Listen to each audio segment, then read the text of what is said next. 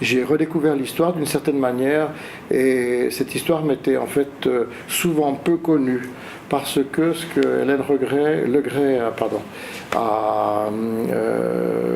fait, c'est qu'elle s'est plongée très sérieusement et profondément dans nos archives. C'est une chose que je n'avais jamais fait auparavant. J'avais des notions qui m'ont été transmises par ma mère qui racontait ce qu'elle avait entendu de sa mère, mais au niveau des documents eux-mêmes, on a une foule d'informations, surtout, je dirais, dans les correspondances que mon grand-père a laissées, au nombre de 7000, m'a-t-on dit, et qui montrent vraiment son fonctionnement, sa personnalité. C'était un homme, comme vous l'avez relevé tout à l'heure, qui était très très dans la découverte des nouvelles technologies. À une époque où la technologie jouait un rôle très très important, on le voyait à propos du duc de Brunswick, c'était beaucoup plus ancien, mais il a quitté l'hôtel dans lequel il résidait pour venir à Beau-Rivage parce qu'il avait entendu que Beau-Rivage offrait un ascenseur. Ce qui était une chose qui était inconnue à l'époque, c'était, disait-on, le troisième au monde. Et pour le duc de Brunswick, de monter du rez-de-chaussée au premier étage en ascenseur, c'était une chose qui était insensée. Au Jacques Meyer, il y a eu d'autres innovations, la lumière, bien évidemment, le chauffage. Le Beau-Rivage a été créé sans eau, sans électricité, sans chauffage. Donc tout le confort qu'on connaît aujourd'hui, évidemment, n'existait pas. Et mon grand-père était un homme très très progressiste. Et j'apprécie beaucoup d'avoir découvert ce trait de caractère chez lui, puisque je ne l'ai pas connu. Il est mort en 1941, donc quelques années avant ma naissance.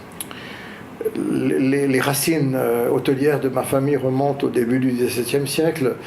Avant, on était paysans, on faisait pousser des carottes et des pommes de terre.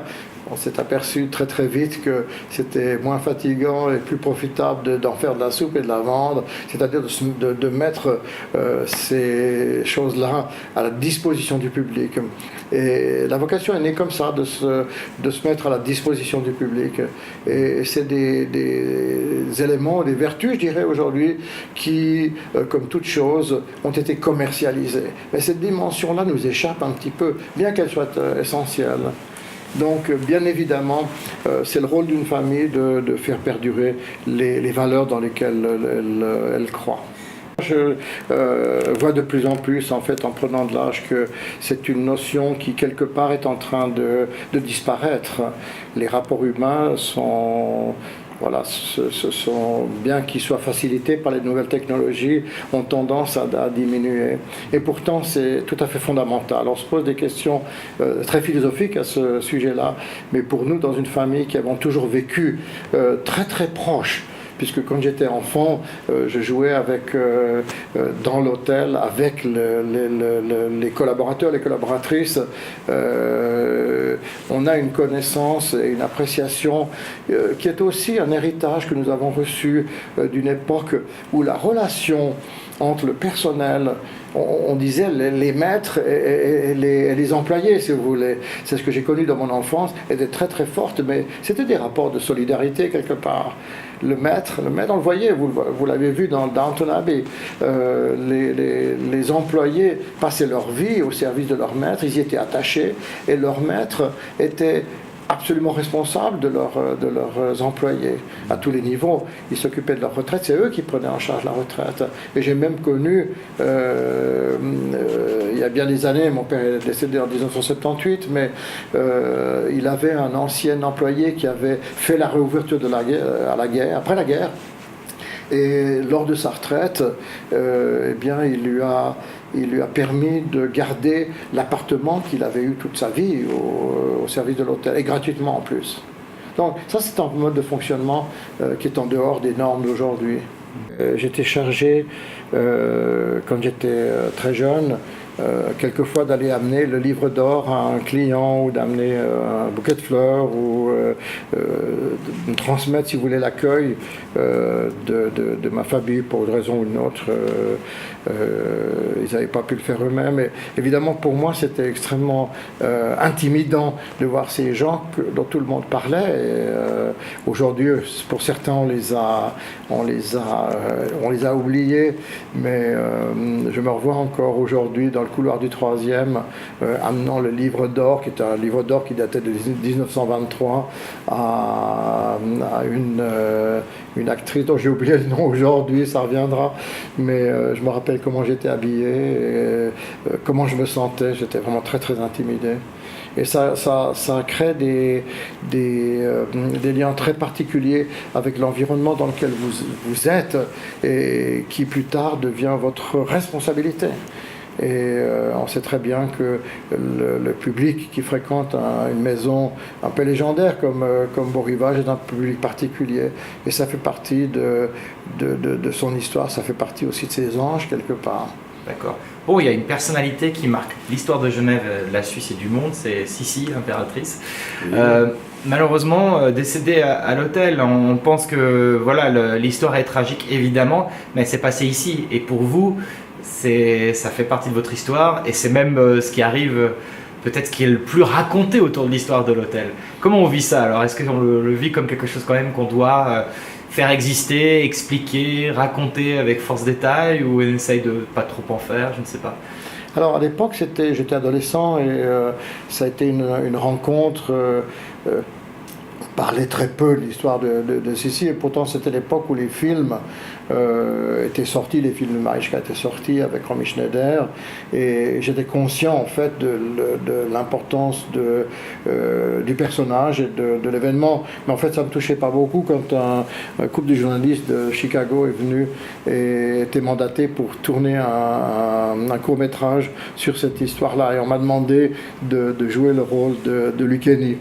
Et c'était un souvenir très très amusant.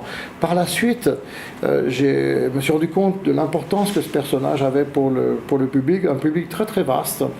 Et en 1998, j'ai lancé le projet d'une commémoration des 100 ans de sa disparition. Et à ce moment-là, je me suis encore plus rendu compte à quel point le personnage était adulé, à quel point il était mal connu, il était méconnu pour des raisons incompréhensibles. En fait, le cinéma l'avait magnifié, mais avait magnifié un mythe plutôt qu'un véritable personnage. Et aujourd'hui, il est évident que le public est très émotionnellement attaché à cette femme, qui était une femme très progressiste quelque part, elle était un peu anarchiste entre nous, hein. Et la commémoration du centenaire de sa disparition m'a donné lieu à beaucoup de découvertes. J'ai lu beaucoup de livres, on a fait une commémoration qui nous a permis d'ériger une statue qui est devant l'hôtel, qui nous a permis de faire une exposition magnifique dont les objets provenaient de musées à Vienne, à Munich et à Budapest. Il n'y avait pas à l'époque de musée Sissi à Vienne. On s'est rendu compte que les Viennois avaient zappé sur Sissi. Et c'est seulement après qu'ils ont ouvert ce musée sur ce personnage. L'hôtel, bien évidemment, est très très marqué par cette histoire-là. Mais il est évident que c'est délicat parce que on ne peut pas se faire connaître à travers un événement aussi tragique. On peut simplement le mentionner d'une manière respectueuse et s'en imprégner. Moi, je veux dire qu'elle m'a beaucoup inspiré parce que j'ai beaucoup lu sur elle et je m'intéresse beaucoup aux gens et à leur destinée. Est-ce qu'il y a une autre anecdote qui marque en fait votre parcours très riche ici dans cet hôtel, une rencontre, quelqu'un qui a peut-être joué un rôle décisif après l'avoir rencontré dans le monde en tant que, je sais pas, homme politique ou autre? J'ai une anecdote qui est assez significante, c'est qu'il y a quelques années, j'ai rencontré une personne qui m'a fait prendre conscience en fait de la richesse de Beau Rivage. Cette personne s'appelle Hélène Legret. Elle a écrit un récit romancé qui m'a énormément touché quelque part. J'ai eu de la peine en lisant son livre parce que j'en étais tellement imprégné en en connaissant si peu que c'était difficile d'apprendre tout ça alors que j'étais censé le savoir. vous êtes identifié à un des personnages centraux Absolument pas. Non. Absolument pas. Non, non, mais j'ai appris à connaître mon grand-père quelque part. C'est ça le plus important en fait. Ouais. Merci beaucoup de m'avoir reçu ici. Puis on est dans quelle suite? Alors c'est une nouvelle suite? Alors c'est une suite qui vient de naître. Et elle est dédiée à un souvenir qui est marquant. C'était la visite dans les années 50 du prince héritier du Japon, Akihito. Et elle est décorée dans un style moderne qui n'appartient pas forcément à l'hôtel, mais avec des touches japonaises pour lui rendre hommage. Mais elle est bleu, blanc, rouge. Et le premier personnage qui l'a honoré sa présence, c'était le président Giscard d'Estaing.